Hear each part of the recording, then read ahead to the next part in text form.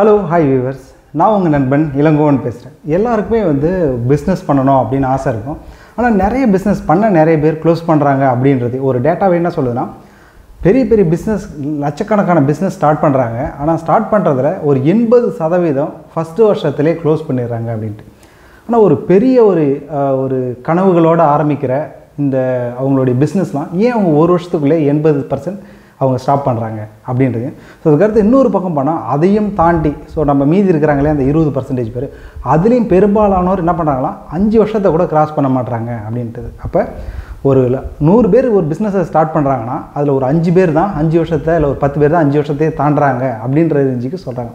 So இப்போ ஒரு பெரிய கனவுகளோட ஸ்டார்ட் பண்ணுற நிறைய பிஸ்னஸ் ஏன் அங்கங்கே அப்படியே ஸ்டாப் பண்ணிட்டு போயிடுறாங்க. ஸோ இப்போ ஒரு காலத்தில் ஒரு விஷனோடு இறங்கினவங்க அந்த வேகம் எந்த இடத்துல அவங்களுக்கு மறைஞ்சி போகுது, இதெல்லாம் பற்றி தான் நான் ஒரு புக்கை பார்க்கும்போது த இ-மித் ரீவிசிட்டட் அப்படின்ற ஒரு புக்கில் நான் படிக்க ஆரம்பித்தேன். ஸோ அப்போ தான் அவர் சொல்ல ஆரம்பித்தார், ஒரு இன்ட்ரெஸ்டிங்காக சொல்ல ஆரம்பித்தார். என்ன அப்படின்னு பார்த்தோம்னா, ஒருத்தவங்க கப் கேக்லாம் செய்கிறதுக்கு ஆசையாக இருக்குமா, ஆனால் அந்த கப் கேக்கை செஞ்சு அவங்க என்ன பண்ணாங்களாம், அது நாம்ளே பிஸ்னஸ் தொடங்கிடலாம் அப்படின்னு சொல்லிட்டு அவங்க பிஸ்னஸ்க்குள்ளேயும் வர ஆரம்பித்தாங்களாம்.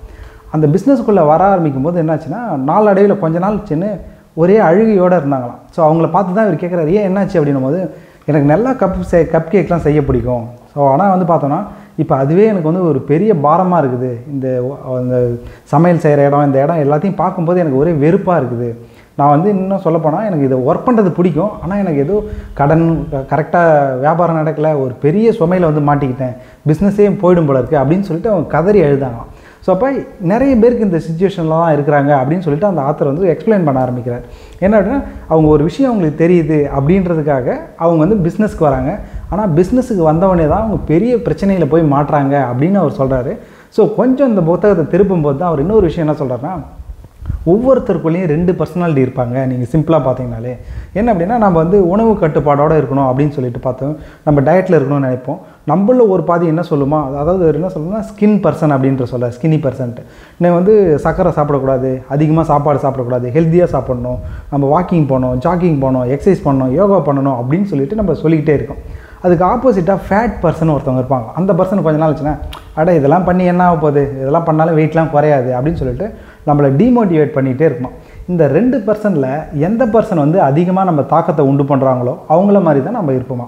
ஸோ இப்போ டயட்டை கரெக்டாக ஃபாலோ பண்ணுறோம், கரெக்டாக யோகா எக்ஸசைஸ்லாம் பண்ணுறோம் அப்படின்னா நம்மளுக்கு ஸ்கின் பர்சன் கரெக்ட் அவர் டாமினேட் பண்ணுறாரு அப்படின்ட்டோம், இல்லைனா இந்த ஃபேட் பர்சன் டாமினேட் பண்ணுறாரு அப்படின்னு சொல்லிட்டு. ஸோ இந்த எக்ஸாம்பிளை ஏன் இங்கே சொல்கிறாரு, சம்பந்தமே இல்லாமல் அப்படின்னு நான் அடுத்த பக்கத்தை பரட்டும் போது தான் சுவாரஸ்யமாக ஒரு விஷயத்த சொல்கிறார். ஒரு பிஸ்னஸ் அப்படின்னா அங்கே ஒரு என்டர்பிரனர் அப்படின்னு இருக்கணும், அதாவது ஒரு பெரிய முதலாளி விஷனோடு இருக்கணும்.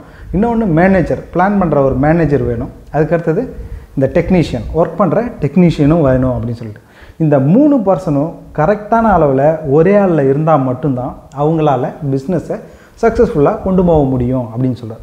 ஸோ அதை தாண்டி இதெல்லாம் வேணாம், எனக்கு நல்லா ஒர்க் பண்ண தெரியும், நான் பிஸ்னஸ் ஆரம்பிக்கிறேன், உதாரணமாக எனக்கு நல்லா டீ போட தெரியுன்றதுக்காக நான் போய் டீ கடையை மட்டும் ஆரம்பித்தேன், வேறு எந்த ஸ்கில்லுமே இல்லைன்னா போய் கஷ்டப்படணும் அப்படின்றது தான் அவர் சொல்ல வர்றார். அது ஒருத்தர்கிட்ட நான் வேலை பார்க்க விரும்பலை, பாஸ்லாம் எனக்கு தேவையில்லை, நான் நினச்ச நேரத்துக்கு வேலை பார்க்கணும், ஆனால் அதிகமாக சம்பாதிக்கணும் அப்படின்னு பண்ணால் அது பேராசை மட்டும்தான்.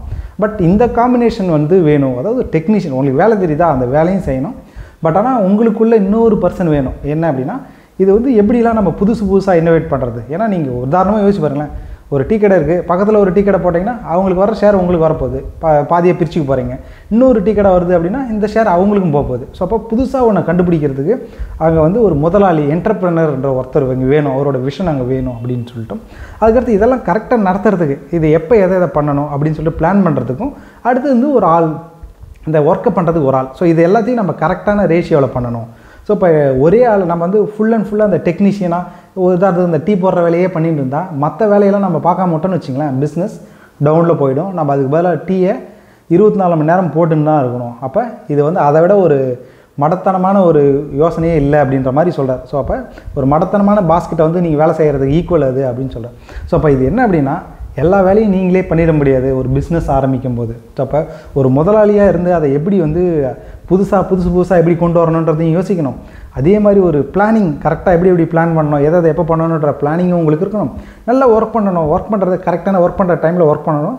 அதே மாதிரி அந்த ஒர்க்கை மற்றவங்களுக்கு நம்ம கொடுக்கணும் அப்படின்னு சொல்லிட்டு சொல்கிறார். ஸோ இப்போ நீங்கள் வந்து கேஎஃப்சியோ இல்லை டாமினோஸோ போனீங்கன்னா அந்த ஆரம்பித்த முதலாளி அவரே இன்றைக்கி வச்சு பீஸாவையோ இல்லை சிக்கனையோ சுட்டுட்டு கிடையாது.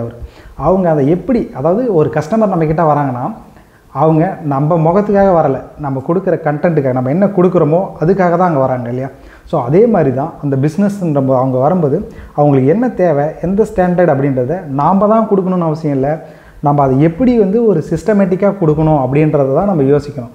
அப்படி நாம் தான் கொடுப்போம் அப்படின்றதுனா 365 நாள் நாம் தான் இங்கே ஒர்க் பண்ணிகிட்டு இருக்கணும், நம்ம வெளியில் எங்கேயுமே போக முடியாது. ஸோ ஒரு ட்ராப்பில் தான் மாட்டிப்போம்.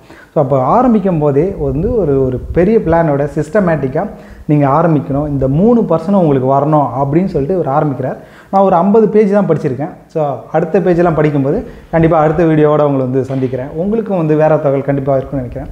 நீங்களும் வந்து இதை கமெண்ட்ஸில் ஆட் பண்ணுங்கள், மற்றவங்களுக்கு இதை ஷேர் பண்ணுங்கள். நன்றி, வணக்கம்.